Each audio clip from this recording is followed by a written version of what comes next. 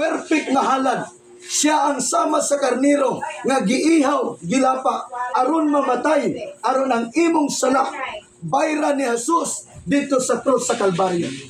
Mangutana ko nimo, imo ba nang gi-acknowledge nga solusyon sa imong sala? Imo ba nang gidawat? Nagpasalamat ba ka sa Dios nga tungod ni Kristo? Kay kung wala si Kristo namatay, ikaw ug ako kandidato sa pagkahinukman. Maunay good news. So ang gilangsan sa cross wala na lain.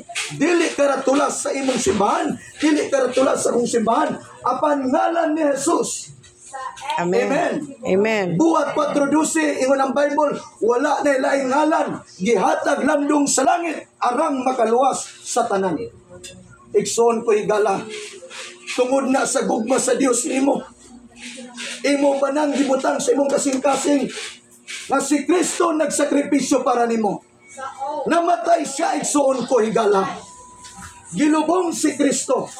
O sa ikatulong adlaw na banhaw siya, maunay maayong balita nga iwali nga tibok kalibutan. Kaya kung wala si Kristo namatay o nabanhaw, maka lilisang alaod kitang tanan. Maunay maayong balita, igsoon ko. Amen. Maunay rason nga kami makaigsunan magabisyon sa pagpaibalo sa mga tao. Nga posible ikaw karon wala na kay panahon sa Ginoo. Posible karon nga ikaw wala na kay ampo. Posible karon wala na kakatultol sa imong simbahan. Posible karon wala na kay pagpangalagad sa Ginoo. Posible karon nalulong na ka sa bisog droga. Igsoon ko higala, ibutang sa imong kasing-kasing nga kanang imong lawas, kanang imong kinabuhi di pa kamatyan na ni Kristo. Kay dili buot ang Dios malaglag ka. Di tagaan pa kaghigayon. Buhi pa ka karon. Kay naghulat ang Dios kay ikaw mo dangog kaniya. Naghulat ang Dios kay ikaw maghinulsol. Musurinder sa imong kinabuhi. Ayaw sayang ang panahon. Karon ang imong panahon sa paghinulsol. Karon ang imong panahon sa pagdangog sa Dios. Kay nang imong kinabuhi makabaton og hingpit nga kasiguraduhan. Nasayod ba ikaw makaigsunan nga ang dagan sa panahon karon sama sa gubat karon sa Israel ug Iran. Angay kang masayod nga usa na sa katumanan sa propesya sa Bible.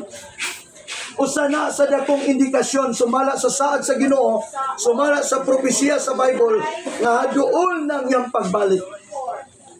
Angay kang masayod, angay kang magtagad nga kining gubat karon nga atong nadunggan sa telebisyon, nadungog nato sa social media, sa tibuok kalibutan, aron ang tanang tao masayod nga dunay ilhanan nga duol na ang pagbalik sa Ginoo sumala sa propesya sa Bible. Now, kung imo ning tiwason og basa, matod pa dinhi makaigsunan sa bersikulo 29, mauusab si Kristo human makahalad sa makausa aron sa pagbuha sa mga sala sa dagang mga tao.